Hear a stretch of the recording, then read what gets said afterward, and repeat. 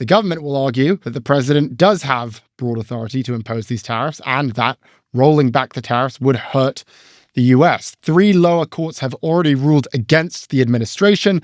The Supreme Court will have until June to issue its decision, but most expect a ruling to come by January. While the justices consider whether any of this is actually legal, the tariff announcements continue to roll in. On Thursday, Trump established this framework for a deal with President Xi Jinping.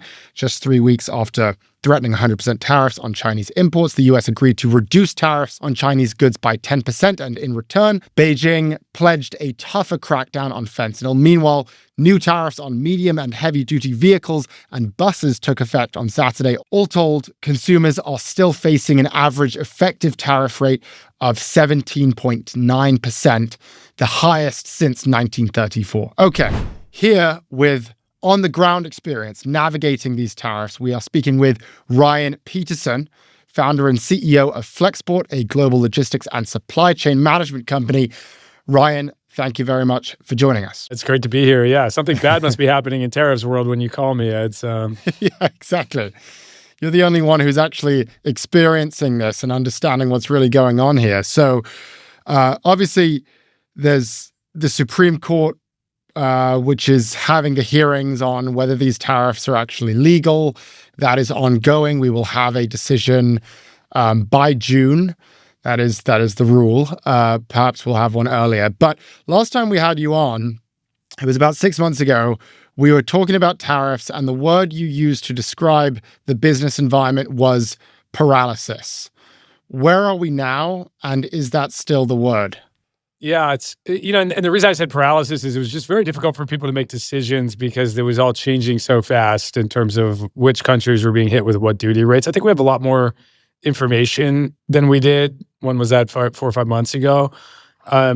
It's a little bit more clear. I mean, this latest deal with China where they've really lowered China down to the levels even below India and Brazil. It gives you, I guess, a fair amount of clarity. And by the way, it now shows you that being paralyzed before was the right answer, because if you did move your production to India, then all of a sudden your tariffs are higher than if you would have kept it in China. So right. People are still in a bit of a wait and see mode, maybe more than before. And there's probably some degree of regret of people who acted too quickly, who are now going, oh, I've met at least a couple of companies who started shifting manufacturing to Indonesia and Vietnam and are now saying, wait, China, it's not worth it. China's got lower duty rates. So what does this mean for prices? I mean, I think what you're describing here is a state of paralysis, maybe a little bit of taco. Does that result in people actually not changing prices? Does that mean that the tariff costs aren't being passed through because they don't really know what's going to stay and what isn't? The brands that we work with largely did pass through some degree of price increase. Remember that the tariffs, although high, are only on the wholesale cost, and brands tend to mark their wholesale cost up 3 to 5 times by the time a consumer's buying it. So a 20% duty, it's really divide that by 3 or by 5 in terms of what the price increase will be. And you have seen that in the e-com world in particular. So you have seen some degree of price increases coming through. Brands are always very reluctant to increase price because they don't know what's going to happen to their demand and can't afford to shrink. You're also seeing a real goods recession right now. And the economy is not in a recession, probably because of services, data, AI, data center build outs. There's a lot of incredible amount of stuff happening in the energy sector to meet the demand for that. But if you look at the movement of goods, it's freight movements are way down in the economy. Some of these leading indicators, the volumes at the ports are down quite a bit, especially from China, which is our biggest import partner from an ocean standpoint, down about 20% year over year. So now, ironically, a recession in goods might actually decrease prices because it gets very competitive and brands, they have to accept less margin and they'll start selling stuff cheaper. So it's always a very complex dynamic to just to pin down to one metric. When we look at just the inflation, which was 3% in September, it's going up. It was at 2.3, and then it's been continually rising after the tariffs. But it is still lower than some expected. Some people were expecting it to be higher than 3%. And I have heard the argument made that because it is lower than expected, tariffs are not that big of a problem, or they are not causing the pain that we really thought. I'm suspicious of that because my view on it is it seems to be that, as you say, there's paralysis. So brands are reluctant to pass the cost through, but they are passing them through, and eventually they will pass the full cost. But as someone who's on the supply chain side, what do you think when you hear that argument, when people say, well, look at inflation, tariffs aren't as bad as all the naysayers said? Yeah, we have to remember that the tariffs were paused on rest of world, and there was a hiatus, and it didn't really come live until the end of August. So this is pretty new, and it does take these brands time to decide their positioning, their pricing strategies, what to pass through. The other thing is that we've seen just a huge rise in fraud. And our analysis, we're going to publish soon, but our analysis is that around 10% of all freight that's coming into the United States from China has shifted terms to where the Chinese companies are importing it into the US instead of the American companies importing. And it's a subtle distinction, but the United States is the only country in the world where foreign countries can import goods into the country. Every other country on earth, you need to have an entity. Foreign companies, we're the only place that allows foreign companies to import goods. Every other country in the world, you need to have an entity, as it could be wholly owned as a foreign company, but you have to have an entity that serves as the importer. In the United States, you don't. So a foreign company can just import goods. And if they lie about the valuation and they say, hey, these goods that are worth $100,000, they tell customs are only worth $10,000. If they are caught, we don't have agents in foreign countries like China to go and prosecute trade compliance violations like that. So we're seeing around 10% of U.S. trade has shifted terms in a way that indicates just massive amounts of fraud. It's 60% of all the Amazon sellers are Chinese, what's called a non-resident importer, meaning the overseas companies imports the goods. So I think, markets find a way, and black markets also tend to pop up when the incentives are there. And so we're just seeing a huge amount of fraud and evasion of these customs duties. And that could also be partially to explain why it hasn't hit inflation, is if they're cheating and not paying the duties. When you think about how this is playing out, who are the winners and the losers in tariffs right now? It sounds like foreign importers are, in a sense, a winner because they have a fraudulent network that allows them to evade the tariffs in a way that perhaps American importers can't. We should caveat that, say fraudulent foreign importers are benefiting. Fraudulent. Yes, Yes, there's plenty yes. of good ones and plenty of companies that are above board, regardless of where they're from. But yeah, that would be an obvious winner. I think generally companies that are maybe it's you say agile companies. It doesn't always mean that you make a rapid fire decision. You might be the best thing to do is to stay still, and paralysis is probably the wrong answer, but staying still can be okay if that's your interpretation. But businesses that are able to adapt quickly to change have done the best. By the way, customs brokers are doing very well, Flexport being one of them. People that, the reason is we provide advisory services and solutions for companies dealing with customs. So obviously, the more regulated and challenging those regulations become, the more demand there is for that kind of advice and consultants and things like this. So I think that's a category of businesses that's doing well. Latin America is reasonably well off here. Their tariffs have been much lower than those imposed on Asia, other than Brazil. But the tariffs throughout Latin America, besides Brazil, are at lower levels than Asia, and so they're gaining a leg up there. We'll see how good they are at taking advantage of that. They don't have the same manufacturing scale, capability, quality as China does, but there's a big opportunity for them if they can seize it. And then losers? I would say American e-commerce companies, the e-commerce brands are really suffering, especially people that were using what's called the de minimis. Some people call it a loophole. I think it was just a law, but de minimis exemption, which meant that there was no duties on goods under $800. So the Trump administration killed that on goods from China effective May 2nd and goods on rest of the world at the end of August. So those people were paying no duties and had a huge leg up and have now gotten, now they're paying full duty, which are at high rates. And then closely related, they were doing that out of fulfillment centers in Mexico and in Canada. there's some big Chinese e-com providers, Shein, Temu, TikTok, that fly the goods in from China under this exemption, or they used to. But actually, a huge number of American brands were setting up fulfillment centers in Tijuana and in Canada. And then if you ordered something from them, it would be made in Vietnam, but shipped from Mexico direct to consumer. So there was no duty on that. That's gone away. It's really hit hard, these fulfillment center jobs in Mexico. And I suspect you'll probably see some bankruptcies from the fulfillment companies themselves that is set up on the border, lost a huge amount of customers. That's getting reshored, so that there's now, because there's no reason to do fulfillment from Mexico. It's going to slow you down. You're better to put that fulfillment center closer to your customer. So that's a loser. Probably the consumer. I do think there's more inflation that's being shown there in the stats. I think that if you look at e-commerce products in particular, prices have gone up. Probably more we could list out, but free trade in general. Milton Friedman's rolling his grave. Yes, exactly. Just looking ahead here, we've got the court decision. I'd like to know what you think the court is going to rule. We've had the lower court say that it's illegal. We'll see what the Supreme Court says. And I'd also like to just get your views on how this will play out long term. Like, will we see these tariffs a year from now, 2 years from now? Are these here to stay? Yeah, I get a lot of different reads from different lawyers who are experts in what will the Supreme Court say and do. I'm sort of a market maximalist here. I'm going to go with polymarket right now. It's got a 35% chance that the Supreme Court rules in favor of Trump. So 65% chance that everybody gets a refund. It probably seems as good as anything.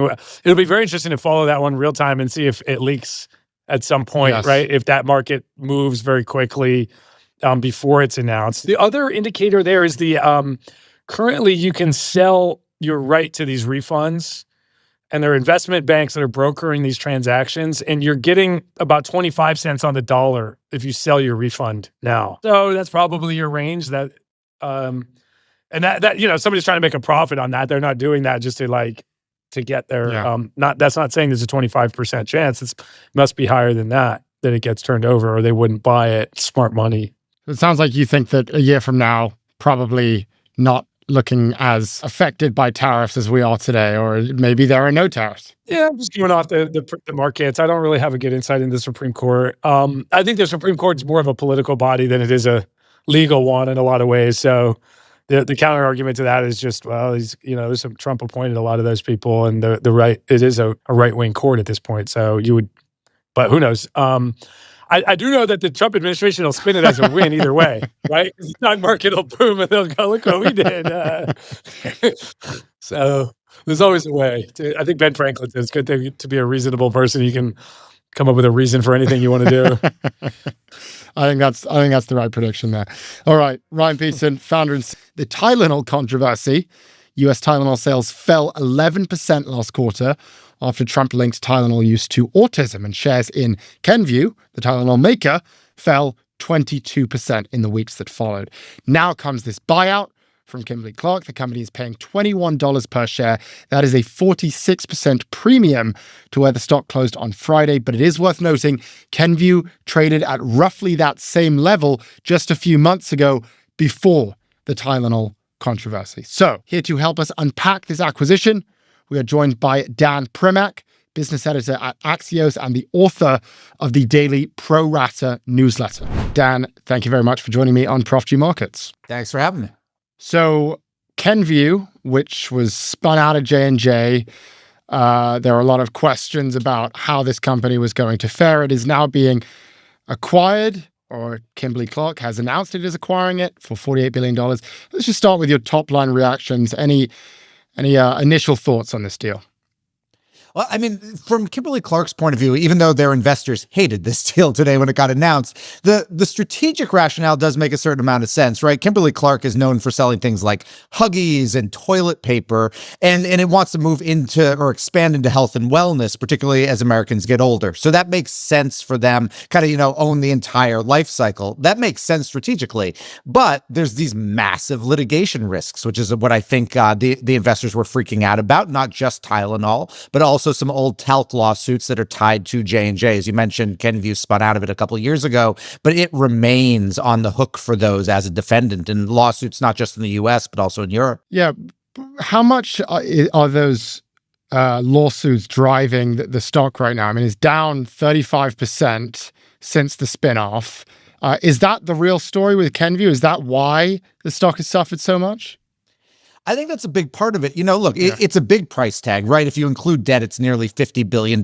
So that's a huge swing. And some people reflexively react to that. There's always what they call kind of like a short arbitrage that sometimes traders play whenever there's a big deal, which can just drive stock down almost no matter what the deal is. But the multiple is actually pretty reasonable. It's a high premium to where Kenvue stock was trading, but the multiple is pretty reasonable compared to other deals in the sectors. Yeah, to me, I think it's the litigation risk, right? You've got this weird Tylenol situation here where, depending on what RFK and Trump and HHS eventually say about Tylenol, you've already got a lawsuit in Texas from the Texas Attorney General. You could have hundreds, thousands of lawsuits. And even if Kenvue / Kimberly-Clark could win every single one of them on the merits and wins every single one of them on the merits, it's still a massive cost and it's a massive time suck.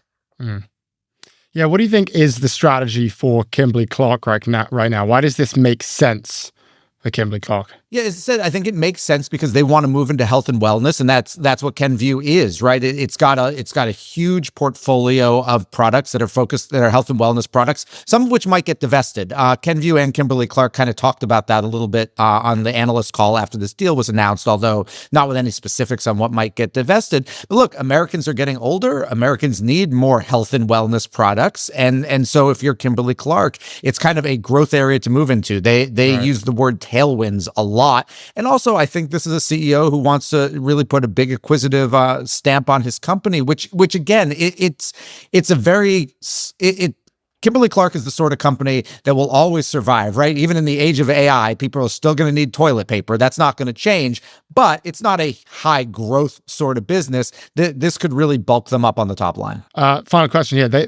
Kimberly-Clark and Kenvue, they both sell household staples, consumer health.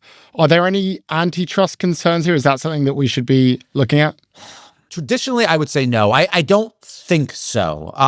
There might be one or two very, very niche areas I'm not aware of, that FTC or DOJ might look at. Although, again, Kenvue did kind of volunteer today this idea of divestiture. So I think clearly that there's no major product lines that are overlapped. So, if the U.S. government came and said, look, we have antitrust concerns, this is how you could remedy them, I think Kenvue and Kimberly-Clark would be pretty happy to put whatever those assets up for auction. And so far, this FTC and DOJ under Trump have favored divestiture remedies. Biden's didn't really like negotiating these deals out. Trump's has. The wild card in all this, of course, is the Tylenol situation, and namely that Kenvue is in Trump's crosshairs. And could there be some sort of antitrust action which doesn't seem to really pass the smell test as a regular antitrust action, but is being informed by other things? Yeah, I think that's possible. And each company has basically $1 billion plus termination agreement written into this deal with the other one. Although, interestingly, there's no litigation carve out in here for Kimberly-Clark. In other words, if this deal closes, it assumes all the liabilities or all the litigation risk. Every now and then when you've seen mergers like this with a company, and particularly given the talc lawsuits, they'll kind of carve those out and say to the company being bought, your shareholders actually continue to assume this risk. We take this pot of money and it stays over here. Kimberly-Clark isn't doing that. They're taking the whole kit and caboodle. Yeah, it's very interesting. I mean, how do you think it's possible that they looked at what happened with Tylenol and because it's fascinating the extent to which this Tylenol situation has been the main driver of the stock price. Do you think it's possible that they looked at the Tylenol situation and they said, actually, the stock's at a discount, we're not so worried about the litigation, we think we're going to be fine, and therefore we're going in? In other words, was what happened with Tylenol a big piece, do you think, in the decision process for this acquisition? It's possible. What we need to do is we have to wait a little bit to get kind of the history of the merger, which will get filed with the SEC. We haven't seen it yet. Both CEOs kind of got asked a bit today about the background of the deal, and they both hedged on it. So we really don't know. I mean, this could be something that's been worked on for the last 10 months, for all we know, before we found out that RFK was going to zero in on Tylenol as a potential autism cause. The CEO of Kimberly-Clark did talk about having kind of had his eyes on Kenvue. I think he said for years, maybe since the spin out got announced by J&J back in 22, 23. But we don't know. And what will be very interesting to find out when we do get the history of the merger, because these things get fairly granular, is did it change the price? We don't know. And what were those conversations? Kimberly-Clark said that they had medical experts and legal experts advising their board about this issue, but we don't know how it impacted the actual offer price, which is whatever, a 50, 60% premium on where Kenvue was trading.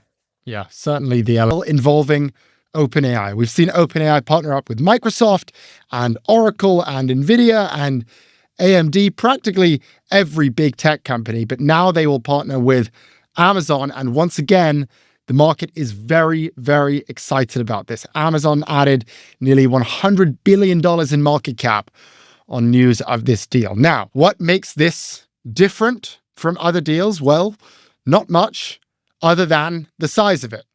Compared to the other deals, this one is relatively small. Yes, it's still $38 billion, and that is a big number, but compare that to AMD, which was more than $200 billion, or Oracle, which was $300 billion, it is not quite the same. In addition, this is clearly a pivot away from Microsoft, which has historically been OpenAI's largest partner, but also Microsoft is AWS's largest competitor. And as we learned recently, there have been some tensions between OpenAI and Microsoft. They seemed to quell those tensions with this new deal they announced last week. But still, this is clearly an attempt by OpenAI to wean itself off of Microsoft for cloud computing. Now, perhaps the more interesting question is, what does this mean for Amazon? On Monday's episode, we talked about Amazon and we briefly suggested why we are bullish on the stock. And since we talked about Amazon, the stock has risen about 5%. So now seems as good a moment as any to unpack exactly why we are bullish on Amazon. And it comes down to a few reasons. And one of them is indeed AI. Despite the fact that Amazon is in fact an AI leader, AWS is the largest compute provider in the world. It's larger than Microsoft Azure. It's larger than Google Cloud. And of course, cloud is essential for AI. Despite that, Amazon has, for whatever reason, been viewed as an AI laggard. When you think about AI, you think of OpenAI, you think of NVIDIA, you think of Microsoft. Generally speaking, you don't think of Amazon, but you should think of Amazon, not just because of their cloud business, but also because of their chips business. Amazon is investing heavily into building its own Trainium chips, sales of which grew, as we discussed on Monday, 150% last quarter. So our view is that the market will soon view Amazon as an AI winner. And of course, this OpenAI news comes out. This is the perfect example of that, which is why the stock is ripping right now. Another reason we're bullish: efficiency. You might remember Meta's very famous year of efficiency, in which costs were cut dramatically and revenue just continued to grow organically, and the stock rose more than 100%. Well, Amazon is headed for something similar. They're already cutting down their corporate workforce dramatically, as we've discussed, and they also have plans to cut down the broader workforce too. This is not great news if you're an Amazon employee, but if history is any guide, it's great news if you are a shareholder. Wall Street loves when companies trim the fat, and Amazon's plan is to mow it down. Now, the final important reason is mean reversion. Despite everything that's going for Amazon, AWS, and its role in the AI story, the Trainium chips, even its satellite business, Project Kuiper, despite all of that, Amazon is trading at a historically low multiple. Over the past 5 years, it is traded at 60 times earnings. Today, it trades at 34 times earnings. Now, yes, 60 is very high, probably too high, but there's not a lot of evidence right now to support the notion that Amazon's growth potential is historically low, that it is historically lower than it should have been several years ago. So those are just a few reasons why we're bullish. The stock, of course, immediately ripped right after our episode came out and after we said that we are bullish on Amazon. So there is unfortunately a little less room to run than there was, say, last week or at the beginning of this week. But still, at $254, we like the putting it among the world's biggest dams. It's also a symbol, built largely with Chinese expertise and financing, and the dam shows how Beijing is reshaping its infrastructure and influence across the global south. But not everyone is celebrating. Egypt, for instance, depends on the Nile for nearly all of its fresh water and says that the project threatens its survival and violates international law. Ethiopia insists that the dam will not harm its neighbors and instead will provide power, stability, and even pride for a nation long plagued by conflict.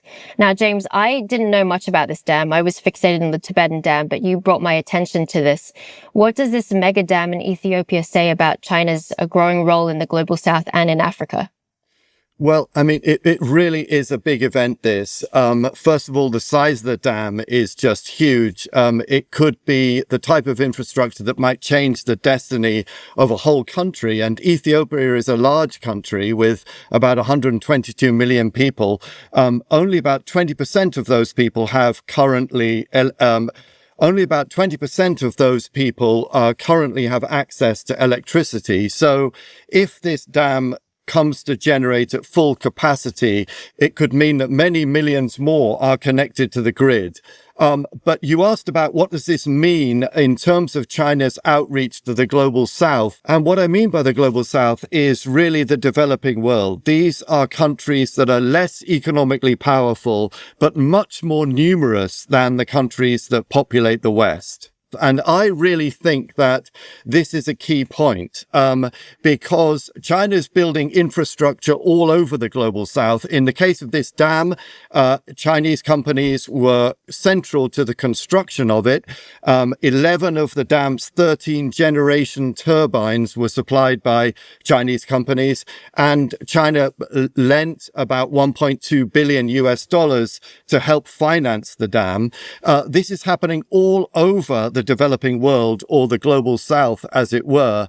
And that's really important, because I think when you visit countries in the global south, they have a very different conception of China from perhaps the perception that we tend to have in the West. They see it as a bringer of infrastructure, a bringer of development. I very much had this experience last year when I went to Nigeria, which is a country of more than 200 million people. And I had no idea before I got there that virtually all of the telecoms network is laid by Chinese companies, that the mobile phone market in Nigeria is completely dominated by Chinese companies, including one called Transsion, which has close to a 50% market share, not just in Nigeria, but in the entire African continent. And then when you look on your mobile phone in Nigeria, you get two mega apps. One is called Palm Pay and the other is called OPay. And virtually all of the Nigerian middle class, so upwards of 35 million people, use these apps for their daily life. They use them to transfer money, to pay their utility bills, to borrow money, to invest money, to do all kinds of things. So really, from the telecoms cables in the ground to the Nigerian consumer using a smartphone for just about all of his transactions every day, it's all supplied by China. And I think that this creates an economic engagement between China and the global south that really is transforming the global south. And just one final thought before we talk more about this, maybe. China exports more than 50% more to the countries of the global south than it exports to the United States and Western Europe combined. So this is really a tectonic shift in how the world works. It's almost as if there's a world beyond the West that is, growing faster, becoming more vibrant than the West itself. And to a large extent, that activity is promoted or led by China. Oh, and this is a great story, James, because what struck me, I think, at the SCO in Tianjin is China's focus on maintaining good relations with the global south. Not just the African nations, as you mentioned, but also nations in Southeast Asia, where we have seen a massive amount of investing going into the region.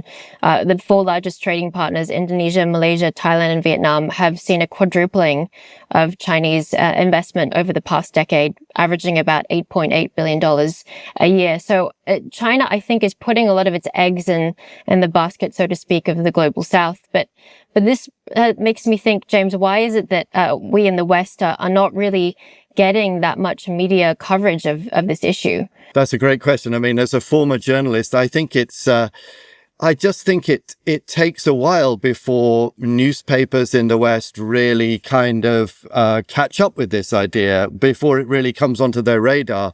A lot of these countries seem rather far away. They're not historically, the animators of global activity, but these days they really are growing into that role. I mean, collectively, there are so many of these countries, of course, but as you just said, some of the figures are really stark. I mean, because of the trade problems and friction between the US and China this year, in August, China's exports to the United States declined 33%, but in the same month, China's exports to Africa grew by 26%. So we can see very clearly there's a kind of switchback in the world at the moment. China's embrace of these developing countries is growing extremely rapidly, and China's trade relationship with the United States obviously is declining sharply, and with Europe it's sort of level pegging. So big changes are underway. Just to take a step back, if we look at China's relationship with the developed markets, I think we're going to see more trade tensions because China is committed to increase its manufacturing share of GDP in order to meet its growth targets. I think given China's excess capacity in many sectors and its deflationary pressures on global prices, we're only going to see more, I think, trade tensions, sanctions, pushback from the developed markets.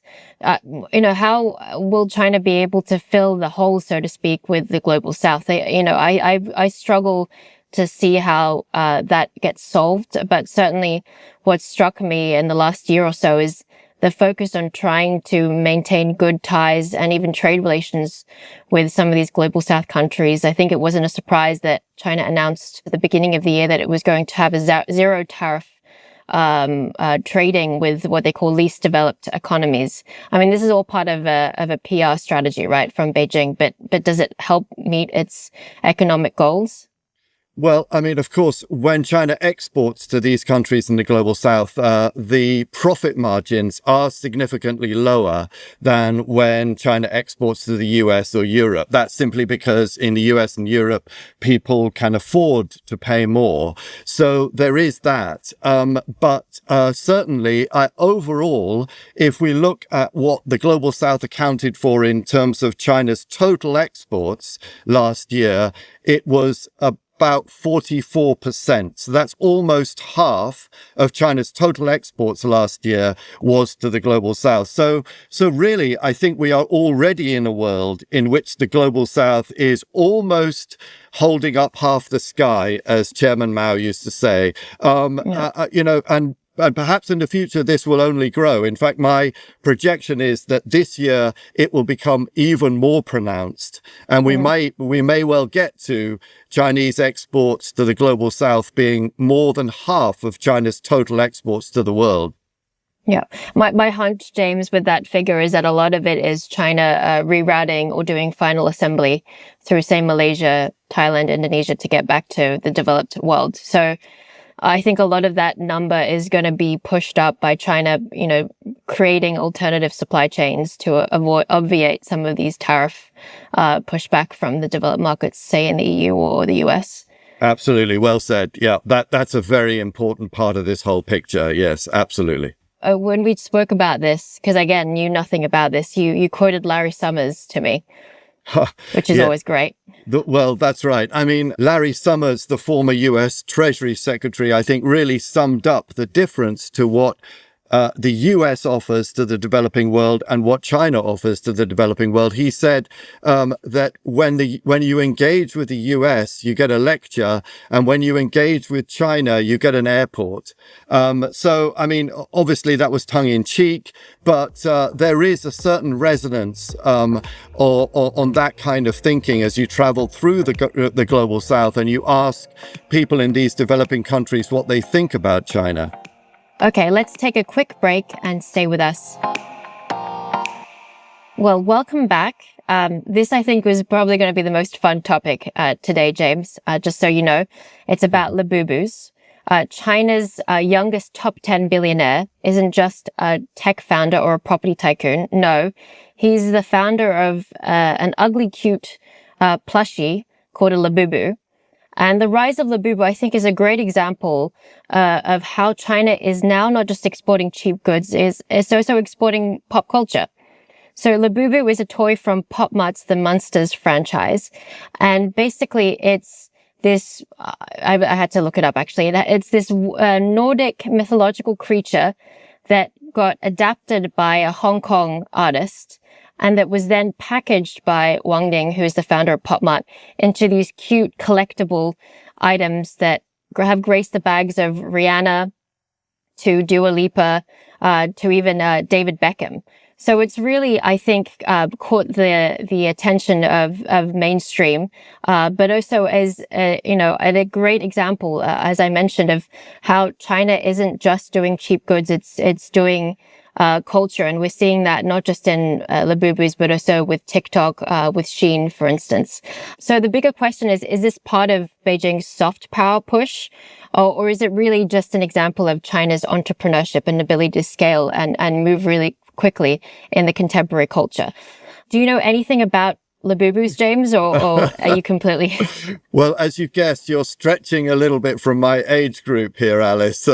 I did pop into a Labubu shop in London to do a little bit of field research, but I'd really like you to tell me, what is the great mystique about Labubu? I mean, why are people interested in them? What is it about them? I mean, to me, they look rather like cuddly toys. I mean, they look quite cute, but why has this become a mania? Well, a couple of reasons. Number one, it's the collectible nature of it. You know, if you go back to people's obsession with baseball cards or Nike Airs, people love to collect things. And this has become part of the new collectible craze.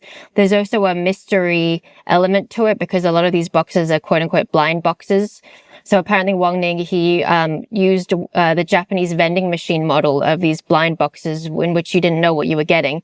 And people love this. And I was watching some videos as I was doing research on this from TikTok of people doing these blind unboxings and squealing when they get a particular, limited edition Labubu. So there's that element. And then, economists like to talk about the lipstick economy, when we're getting into recession territory or people can't afford high ticket luxury items. They want to go for something that's a bit more affordable, but also prestigious and high status. And it seems like Labubu's, filled that mix. So we're really living in a Labubu economy. But what struck me when I was in China, compared to April, I was in China this last week or so, is that you're seeing these Pop Mart vending machines everywhere, in every airport, train station. I think that goes to show you how when China scales something, it scales it rapidly. And to your point, James, this is just a Pop Mart down the corner from my office here in Marylebone. So it's a couple of things all happening at the same time, but it's a great example of how China's manufacturing machine can scale so rapidly and at a global scale. And it's a great example of Chinese cultural exports, isn't it? I mean, we all know about TikTok.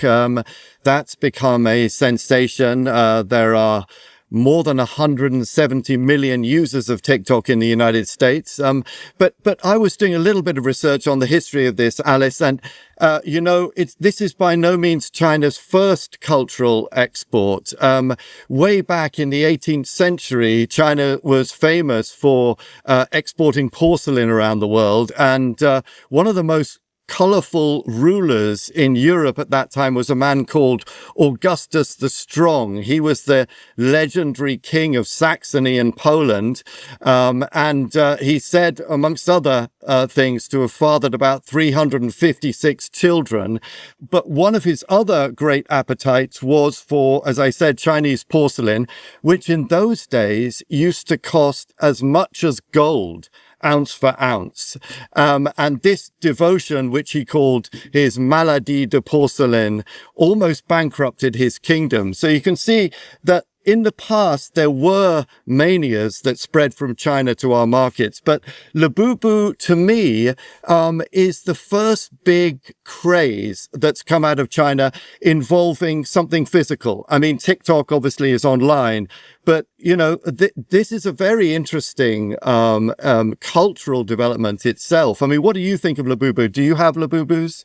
I'm not a fan personally, so if anyone out there likes Labubus, I apologize for offending your sensibilities. But I can appreciate that people find them cute and want to collect them. What has been interesting to me, actually, and I wonder if you've also noticed this, James, is, you know, when I talk to people about Labubus, I would say more than half of them do not assume that it's Chinese. They, for whatever reason, don't think of it as a Chinese company or that it's made in China. So it's one of those examples, you know, going back to TikTok, where, you know, China may be developing these companies that are no longer seen as Chinese. And I think that that is going to be a phenomenon moving forward. We just started to see, for instance, companies move to Singapore. I think notable among them is Manus, the agentic AI, is trying to de-Sinicize and move out of China and headquarter in Singapore. I think that's an important trend moving forward. And again, in advance of this call, I was looking at PopMart stocks, which is listed in Hong Kong Stock Exchange. It is the best performing stock in the Hong Kong Stock Exchange index, and it's up 470% year on year. That's absolutely crazy. The market cap is around 47 billion US dollars. Yes, absolutely. That's the aspect of this story that really amazed me too. I mean, I was looking at the net worth estimates of Wang Ning, the CEO of PopMart, and it turns out that he's not just a billionaire; he's a multi-billionaire. And it seems that most of that wealth has come from this idea, which is essentially creating cuddly toys and creating a kind of a mystique around them and marketing them brilliantly in China and abroad. I mean, it's amazing what you can do with some imagination. It's amazing how much money you can make. Is that another aspect of this story that, you know, we just don't know what the next big cultural export from China is going to be? Yeah, 100%, James. And I think we should continue to watch this space because China has a unique ecosystem of this manufacturing at scale and relatively cheaply by global comparisons. But it also has, I think, a pretty dynamic entrepreneurial spirit, which we've seen reflected in some of the biggest tech companies in the world. You know, I think the Labubu craze will ultimately end, but I think PopMart will continue to have new products that may be the new craze to come. Yeah, so we got to keep our eyes open for the next craze, and then get in early and buy the stock. Is that it? Yeah. I'm not giving you stock recommendations, but certainly I think that you know, PopMart is doing some interesting things, and it's already pivoting to other products as well. And I think that the toy market, I mean, the margins must be insane, given how cheaply they can manufacture them in China. Yeah, absolutely. All right, James, it's now time for prediction time. I thought you might go first, if that's okay with you. What's your prediction in the next few months or even beyond for China? Well, actually, I'm afraid I think I've already mentioned my prediction. I'm predicting that China's exports to the global south, or, you know, developing countries around the world, will form more than half of China's exports to the whole world this year for the first time ever. And the reason that I'm highlighting this is because I think it shows a fascinating global trend. And that is that the West is being de-centered from the world that we live in. Chinese this engagement with the global south is creating much more growth and vibrancy, certainly in the area of trade. And so if my prediction comes true, it will be the first time in history that China has traded more with the global south than it's traded with the West. And that speaks to me to a much larger trend. That's really interesting. I would agree with that. I have a more controversial one. And so if I lose this bet, I might owe you a bottle of whiskey, James. I think that Trump will go to Beijing very soon, maybe after the Korea APEC summit. I'm starting to hear whispers, and I think the Chinese will roll out the red carpet. Oh, wow. I don't know the exact date, but I think that my bet would be in the next few months. Oh, wow. Well, I mean, that will be a big change. Presumably, he wouldn't go to Beijing unless he was going to get some kind of a trade deal. If he does get some kind of a trade deal, that could put the relationship between China and the US onto a different footing, a more conducive footing. Would that be right? I think so. What I've been struck by is, again, I mean, to borrow a Chinese analogy to the US system, how imperial Washington has become. You've got known hawks like Elbridge Colby and even Marco Rubio, known China hawks, who are very silent. Now it remains to be seen if they're silent because they're waiting to be able to push their agenda later on in the administration. But I've been struck by the fact that Trump is really owning the portfolio, owning the show when it comes to the China relationship. And I think his propensity and proclivity is to be more dovish than some of his peers in the administration. And again, when I was in Beijing, what struck me, maybe wrong or maybe right here, is that the Chinese feel as though they know how to play him by offering him symbolic gestures. There may be a deal on the currency, some agreement to increase purchases of agricultural products. And there's a huge willingness, again, we didn't mention this in the call, but a huge willingness. I went to a couple of Chinese corporates and manufacturers, a huge willingness to onshore some of the supply in America because of the tariff uncertainties and the tariff risk. So, I was talking to some EV component suppliers, automobile component suppliers, and they really want to build capacity in America. So I could see that as being part of a broader package. But again, if I'm wrong, I'll owe you a bottle of whiskey.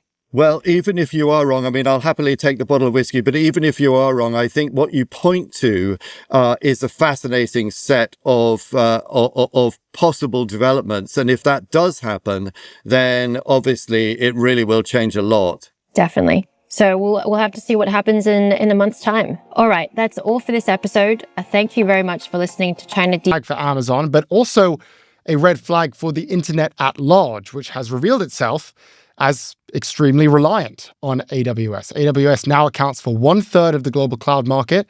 It alone generates more than $107 billion a year. As a reminder, what actually is AWS? It is essentially the infrastructure for everything we do on the internet. It's how companies host apps and process payments and store their data.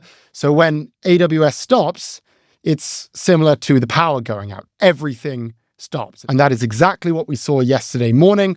One small error in one region, in this case, Virginia, which cascaded through millions of systems around the globe. So here to help us make sense of this outage and what it tells us about Amazon and its place in our global economy, we are speaking with Mark Mahaney, head of internet research at Evercore. Mark, great to see you again. Good to see you, Ed. So this AWS outage that is kind of affecting all of us, certainly affecting us here at Prof G. Let's just start with your initial reactions. Any top-line thoughts when this happened yesterday? Well, one, yes, it is impacting all of us. This show had to switch formats, I guess, and then my collegiate son called me to tell me that he wasn't able to finish an exam this morning or something because God forbid. Yes. So it really has impacted so many things. I think we were having, and then here at Evercore, we were having problems getting our research notes out. So yes, it's had a dramatic impact. I guess what it tells you is just how crucial AWS is to the internet. So I guess that's one take. And then secondly, this is a pretty big black eye for AWS. Now they've had outages before. It was about a year and a half ago, June of 24. I think they had a 7-hour blackout. So they've had these problems before. I'm not sure actually whether this was a mistake, execution error on their part, or whether there was something malicious that went on. I think it's more the first than the latter, but we won't know. We don't know, and probably won't know for a little bit.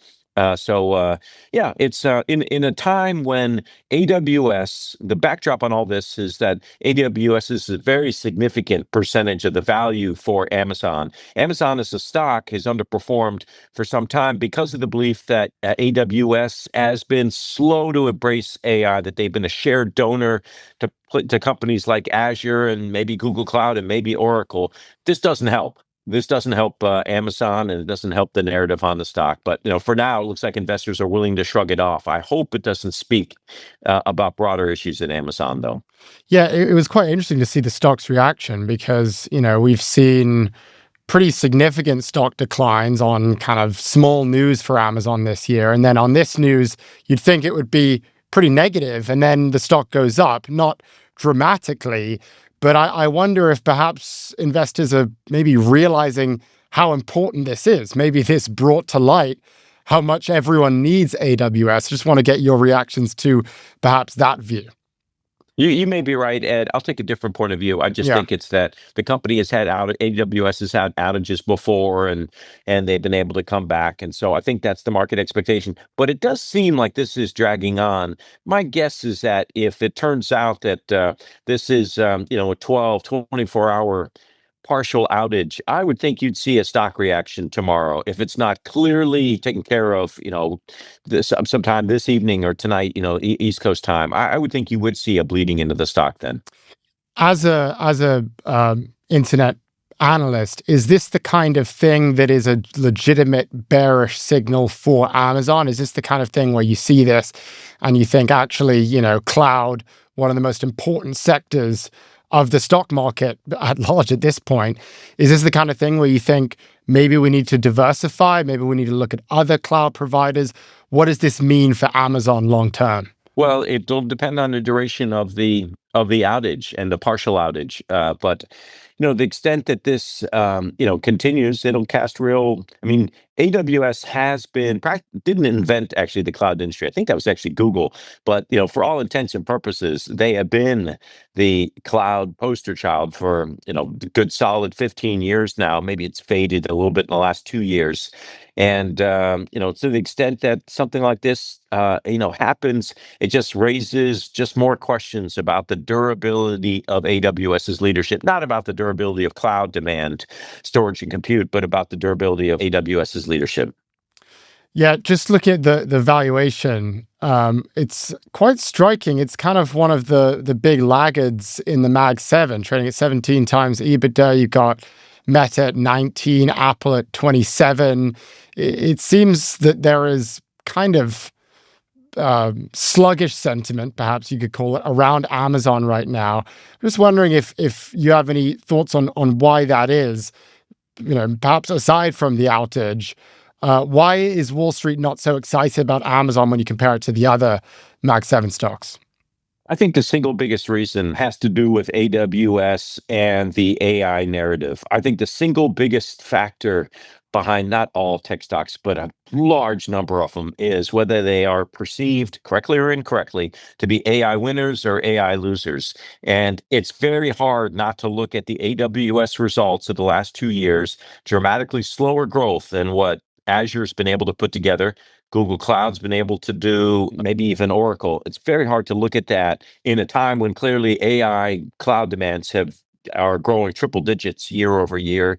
Very hard to look at that and not think that Amazon kind of missed a little bit this transition. They were a little late, slow in terms of their product development. It doesn't mean they can't catch up, but it's hard to avoid that narrative. And I think that's been the single biggest overhang on the stock. Look, it's not the retail business that's been growing kind of solid, 10%. It's growing faster than online retail, so they continue to take share. It's not profitability in the retail segment that's been gapping up the last 2 years.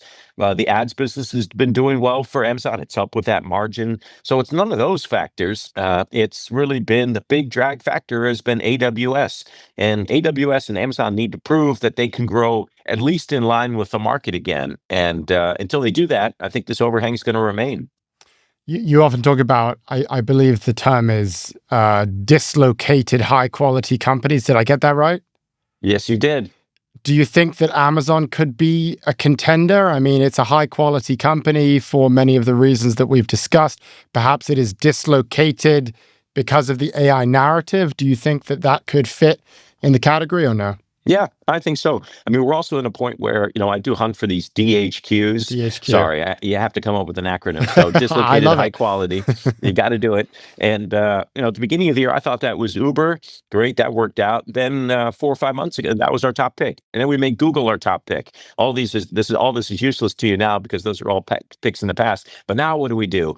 And we made Amazon our number one pick on the belief that it's not fully dislocated, but look, it's certainly underperformed. Weakest performer, it's flat on the year, down slightly on the year, in which the S&P 500 is up solid, mid-high teens. So yeah, it's somewhat dislocated. It's not trading at a trough multiple, but it's actually pretty close to one. So I put all that together. Yeah, I haven't been as aggressive at calling it DHQ. I mean, I thought Google, when it was trading at 15 times earnings, I thought that was clearly DHQ. I wouldn't quite say that about Amazon, but it comes as close as any other stock I look at now to being a DHQ. So yeah, and what they need to do, the market may well be right. The market's view is that AI is causing Amazon to lose share in this cloud segment. And also AI is leading companies to spend differently than they were before. Startups not leaning in, starting off with AWS and cloud storage and compute, but leading in with LLM tools. Like, it may be that there's just a shift in enterprise spend away from AWS's core competency. All of that feeds into this AI loss narrative. And the only way that Amazon's going to prove or disprove this is by showing, material acceleration in the back half of the year. And probably, to me, the number on Wall Street is 20%.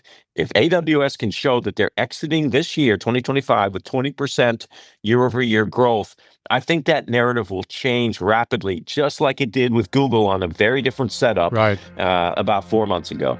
All right. Mark Mahaney, head of Internet. Just 10 days ago, Trump threatened a 100% tariff on all products from China, marking a dramatic escalation in US-China trade tensions. And last week, the latest round of tariffs targeting furniture, kitchen cabinets, and lumber took effect, which economists believe could raise home building costs for many Americans. Markets are watching closely.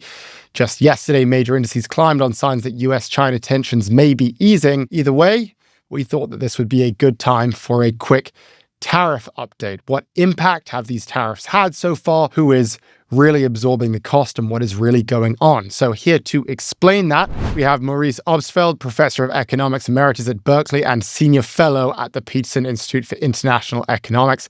He is also the former Chief Economist at the IMF. Maurice, thank you very much for joining me on Prof G Markets. Thank you, Ed. Happy to be here. So we are about 6 months into the tariffs. So we were thinking this is probably a good moment to get the update. What is the update on the tariffs? What have we learned so far? What have been the impacts? Give us your read. Well, the administration's goals with these tariffs were, first of all, to reduce the trade deficit. Secondly, to bring back manufacturing jobs. Thirdly, and a more recent goal, was to raise revenue and help finance the tax cuts in the One Big Beautiful Bill Act. Critics of these predicted that they would be negative for employment and growth, would raise inflation, and would not fully accomplish the administration's goals. My assessment so far would be it's a mixed bag. There are a lot of other things going on in the economy that obscure the pure effects of tariffs alone. But on the whole, I would argue there's very little evidence that the goals are being met, and some evidence of harm to the economy that is probably likely to grow. Just taking those examples that you gave there, impact on manufacturing and job growth, we've seen that. Impact on prices, we've seen that. In what sense is it a mixed bag? I mean, I was almost thinking you were going to say it's had been exactly what the critics thought, but in what sense are we seeing a mixed bag? How is it sort of perhaps been beneficial, or at least in line with what Trump wanted? I don't think it's been beneficial at all. I think it's a mixed bag in terms of, obvious evidence of the worst outcomes that economists predicted.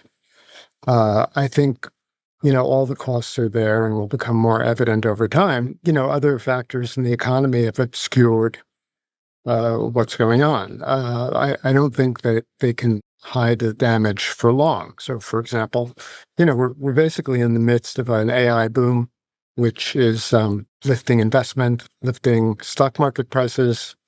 We're also benefiting from some legislation that was passed in the Biden administration that is operating with a lag. The CHIPS Act, the infrastructure bill, for example. So these things obscure the effects. And so you'll see, people saying the economists were all wrong. They didn't know anything. But I think the negative effects are there. And you see it in the anecdotal evidence of businesses that are in real trouble because their input costs are higher. You see it in a labor market where hiring has slowed to a crawl. You see it in an inflation rate, which, while it hasn't spiked, has remained very stubborn. And if you look under the hood, as the Harvard Business School Prices Project has at disaggregated data, you see prices of goods affected directly by tariffs or goods which are similar to those affected by tariffs rising. A lot of the damage is hidden, but I think will come out soon. For example, we see a fair amount of revenue from tariffs coming into the government's coffers. We see that foreign exporters to the U.S. have not lowered their dollar prices. So somebody's paying for that. Partially it's consumers, but a lot of it is coming out of business profits and business margins. And that's going to lead businesses to raise prices not too far down the road. So, the effects are definitely all bad, to my mind. Even the revenue effects, and we can go into the fiscal aspects if you want. They're somewhat disguised by, what a very strong economy that Trump inherited, which had a lot of momentum and is being powered by this AI boom. Some call it a bubble. Which may or may not pan out. Yeah, when I look at what sort of the other side, or what MAGA would argue, I'm saying the other side. My position has been quite clear. I think these tariffs are a very bad idea. But the other side would say, look at the revenue that we've brought in. August and September, $63 billion in tariff revenue, i.e., America is raising money because of these tariffs. Is there more to that story? What would be your response to that bragging point, let's call it? And yes, tell us more about the fiscal implications of all of this. Well, suppose instead of raising tariffs, we had simply let the 2017 Tax Cuts and Jobs Act expire, as they were set to do. Then revenue would be coming in. And, we could be crowing about that revenue coming in. But we wouldn't be, because we might be saying, well, people are paying higher taxes. That hurts their consumption. Higher taxes might slow the economy, right? No Republican would be crowing about that revenue. But why are tariffs any different? Basically, Americans are paying this money to the government. It's creating inefficiency on the production side. It is allowing companies to be less competitive under the tariff wall. It's hurting innovation. It's hurting exports. It's hurting the prices of intermediate inputs that firms rely on for investment. It's having a lot of bad effects. And essentially, the fiscal policy that the Trump administration pursued was to exchange this revenue for the tax cut revenue. Now, if you compare the two, the income tax cuts mostly benefit the rich. Tariffs mostly hurt those who are less well off. It's really not a fair trade in terms of how aggressive the tax system is. And so the revenue is nothing to brag about, and it's not going to be nearly enough to plug up the deficit hole that the one big beautiful bill has created. Tariffs are at most going to bring in an extra $200 billion a year. The numbers you cited of tariff revenue are tariff revenue, including revenue from the tariffs that already existed prior to the Trump administration. So they're not the net increase in tariff revenue. That net increase of, let's say, $2 trillion over a 10-year horizon has to be put against the net decrease of about $4 trillion over a 10-year horizon that the One Big Beautiful Bill Act has caused relative to the January 2025 budget baseline. If I had to sort of simplify what you're describing here, all of these economic terms being thrown out, tariffs, income tax, but ultimately, I mean, what we're describing is taxes. And what you're saying is the tariffs have been a tax windfall that we are basically extracting from consumers, i.e. poorer Americans, or at least middle-class Americans.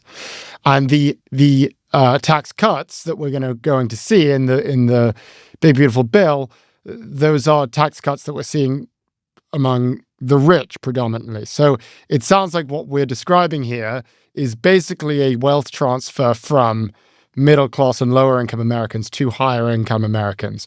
Is that correct?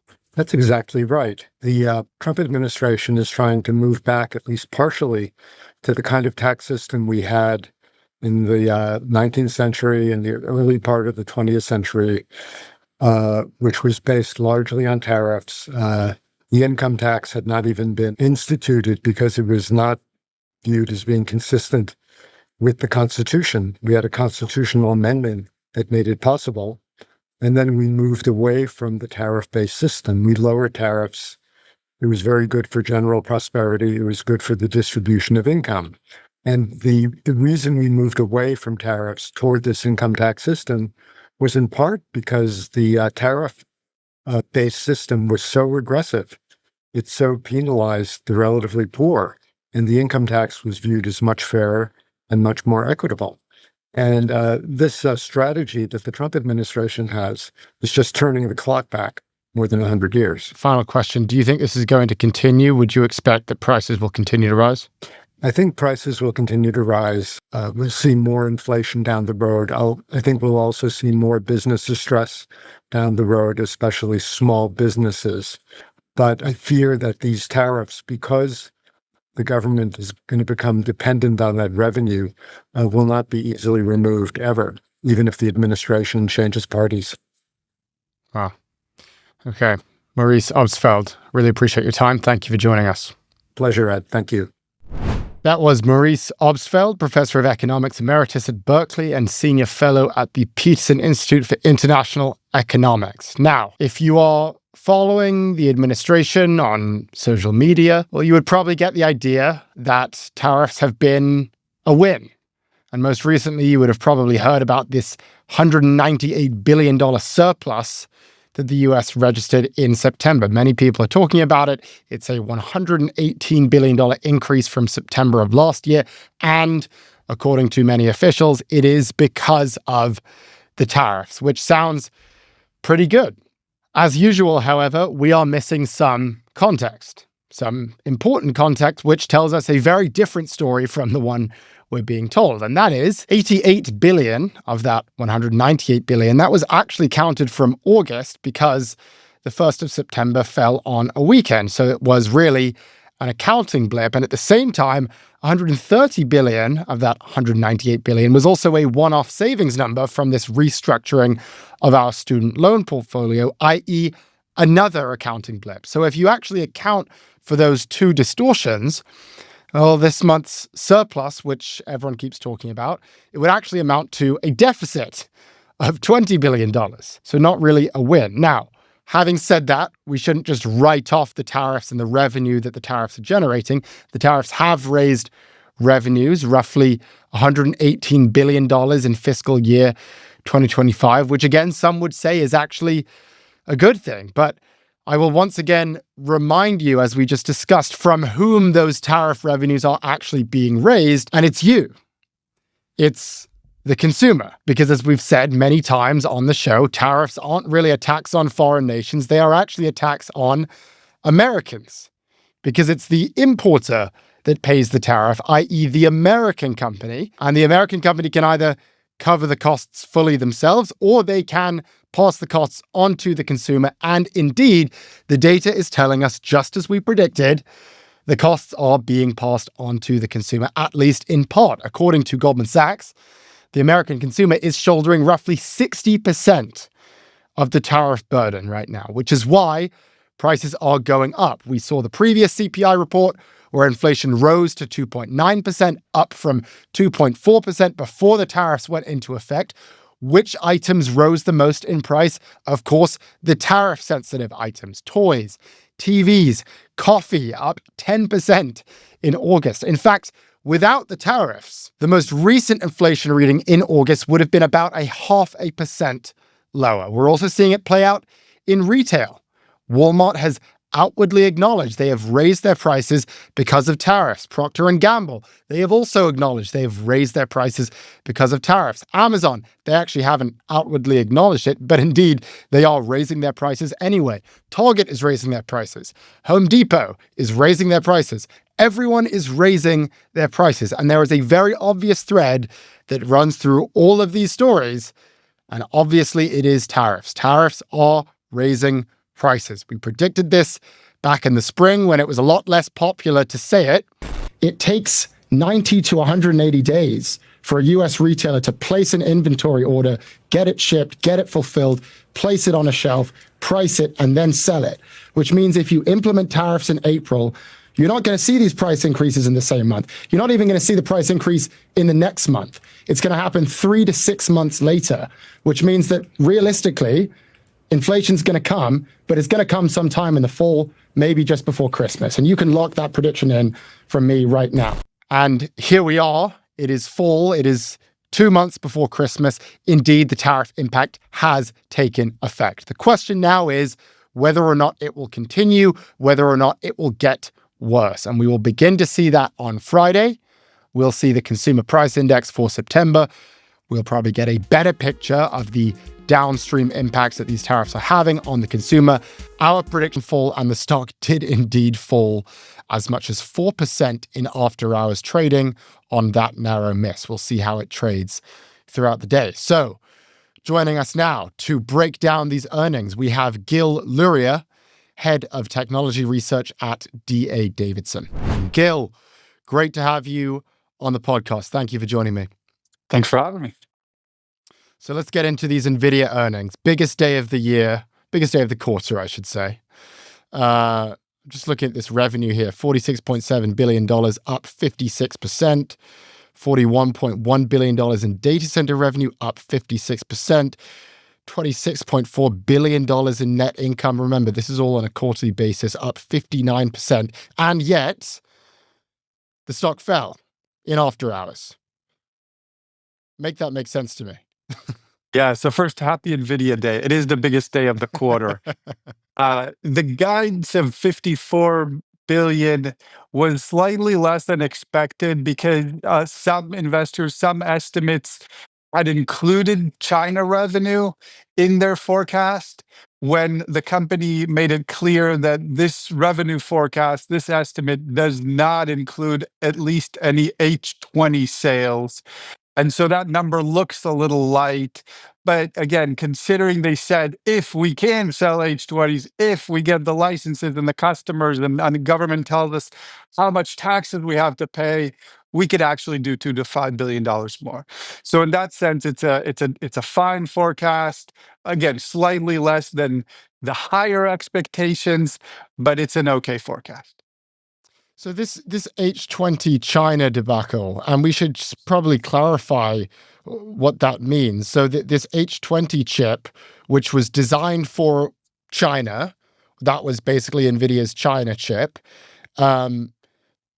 that was supposed to be sold to China, and then Trump comes in and says, no, you're not allowed to sell that to China anymore.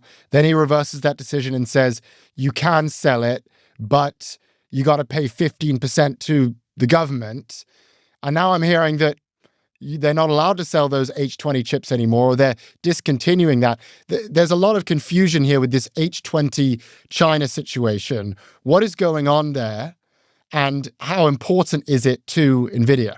Yeah, the Chinese market, it probably represents a quarter of the global market, something along those lines, probably a quarter of NVIDIA's revenues in total. They report slightly less, but there's some indirect sales into China. And H20 is the chip they were able to sell. It's a degraded chip that they were able to sell into China for a while. And then at some point, the government around April told them, no, you can't sell it into China. Then Jensen Huang went to the White House, and the president told him he can sell it into China. So you've brought us mostly up to speed on the plot. There's another part of the plot, which is this is, again, a national security issue.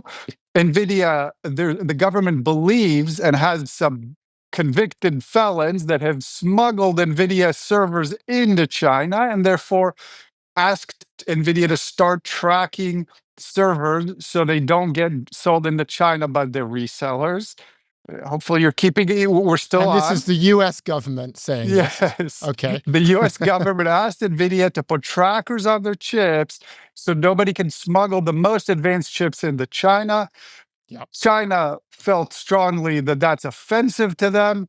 They don't want trackers in any of the servers. They feel like that's us having a back door into their compute, and therefore told some of its entities not to buy H20s.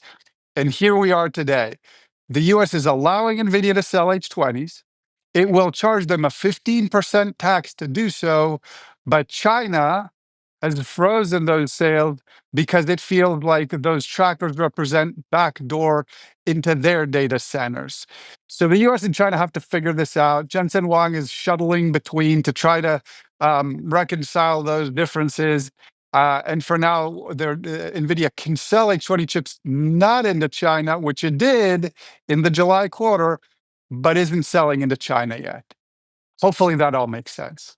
It does all make sense. It's certainly confusing, but all of that is determining what you just described as a quarter of the business. I've seen other estimates. I've seen, I think I've seen lower numbers than that. Sounds like maybe there is some murkiness on how big the China market actually is for NVIDIA. But be that as it may, we're describing a lot of money here.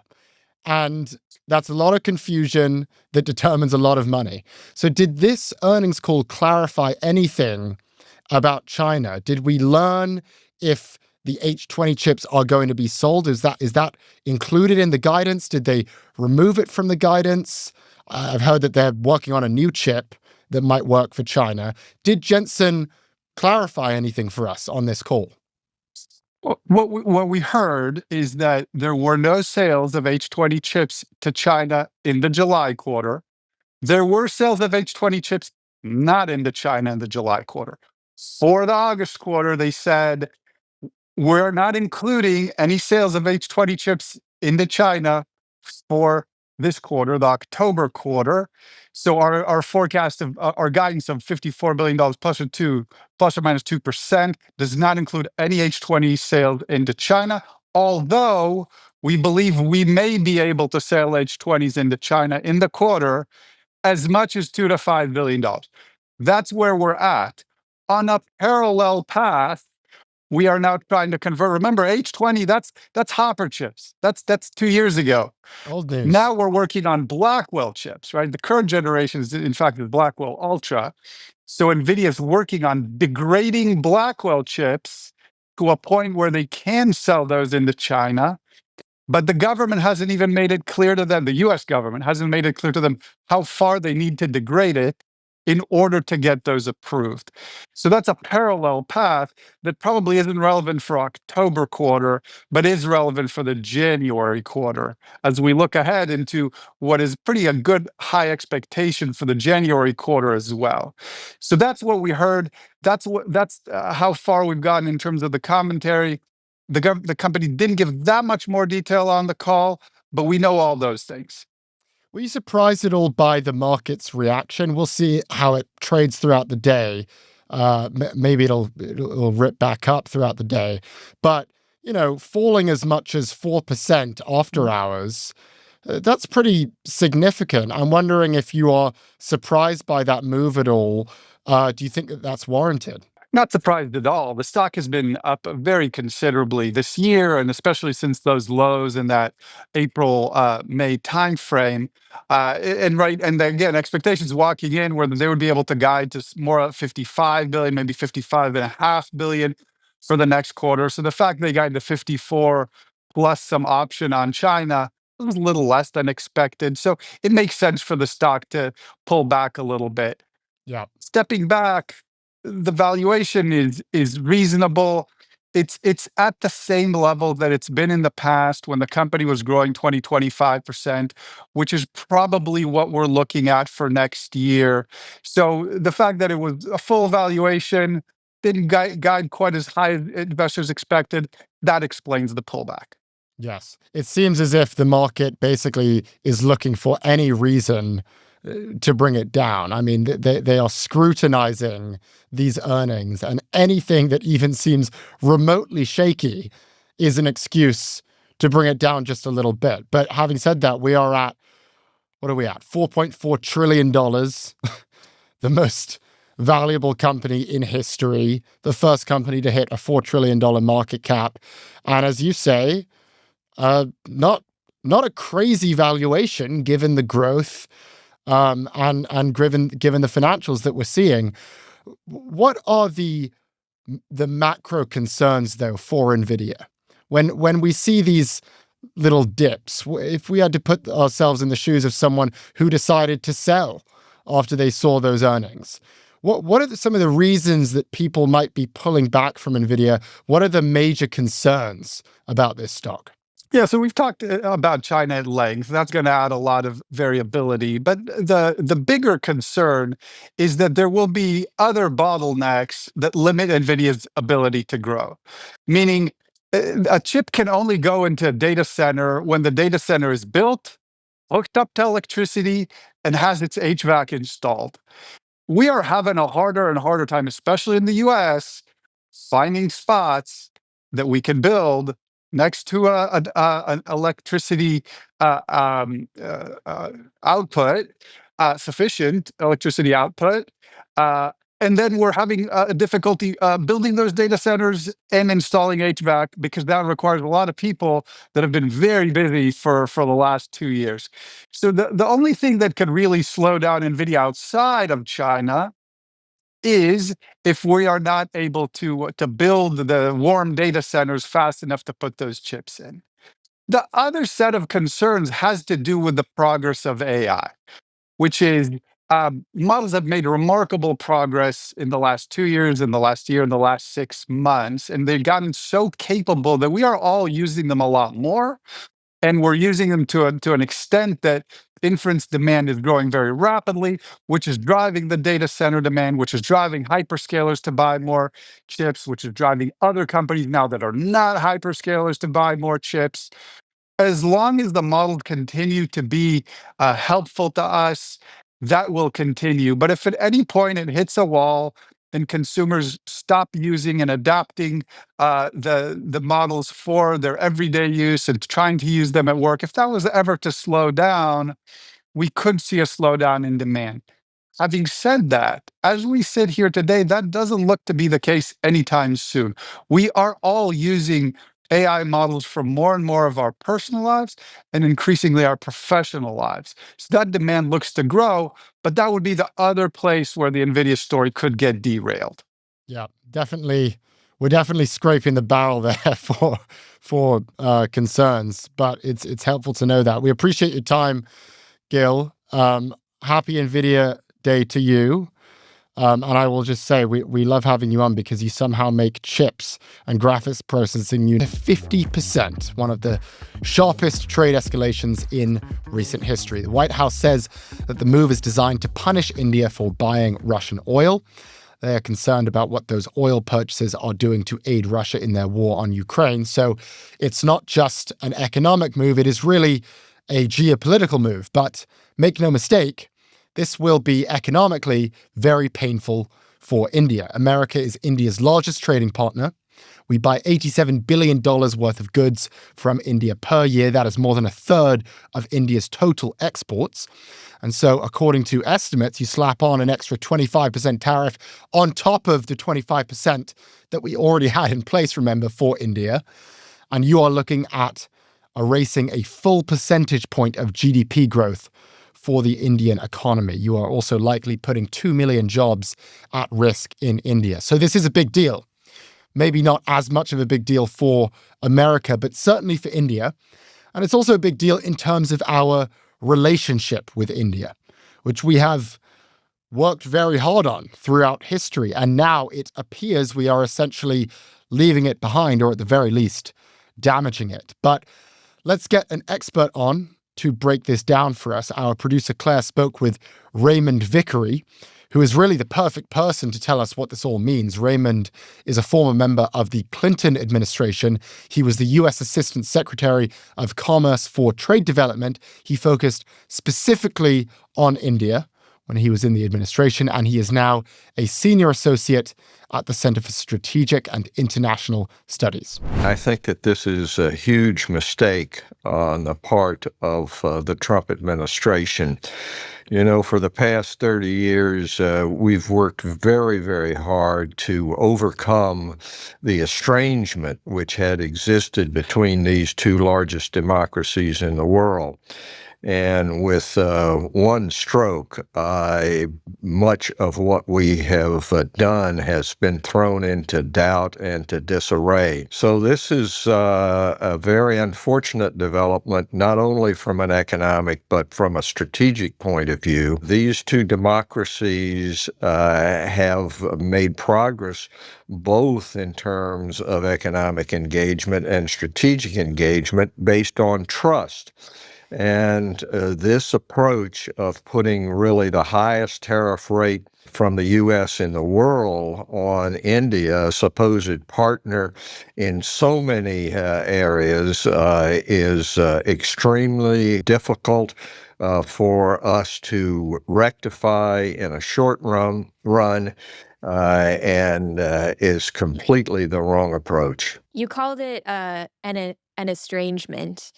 Could you give us some more historical context on our trade relationship with India and where that estrangement came from? Basically, you can put U.S.-India relations into three large baskets. One was the time of independence from 47 till the late 60s, if you will, when India had really limited economic and strategic relations with the U.S. because they were coming out of a colonial period and had such rampant poverty.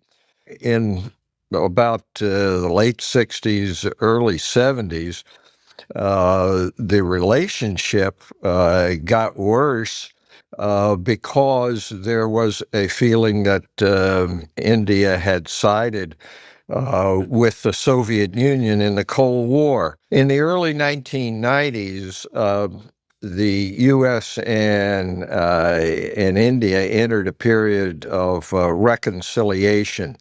India had almost gone broke because really of its top-down license Raj socialist approach to the economy, and the collapse of the Soviet Union deprived it of cheap arms and some of the trade which had occurred there, as well as strategically. So India was in need of new partners. It opened up to the West, former colonial powers, and to the United States. And even under Trump 1, the first administration, that process basically continued. We had a very good a Republican ambassador, Ken Juster, to India, and it went forward. The Biden administration was all in, and there was progress not only on the high-tech side, but just in ordinary trade matters, the movement of people under H-1B visas, the trade in information technology-assisted services flourished. And now what has happened, of course, is all that has been thrown into reverse. There is no justification for the first 25% that was announced. And then, of course, exacerbated by this sledgehammer approach to India on oil for Russia. It is true that India should do more in regard to world peace, whether it be the invasion of Ukraine or indeed what happens with China. But taking this sledgehammer approach, particularly when you don't do the same thing with the leading oil buyer, China, you don't really put pressure on Western Europe in regard to natural gas, is deemed by the Indians, of course, gross hypocrisy, and is counterproductive to what the United States should be trying to achieve, which is a closer relationship between the U.S.-India, whether it be having to do with the Russian invasion of Ukraine or terrorism from Pakistan. So many areas. It's thrown it all into reverse and is quite detrimental to the relationship. As you mentioned there, many analysts are saying that Trump is really just using this punitive tariff as a way to get to Putin. And I guess my question would be, as you said, he's not doing the same to China.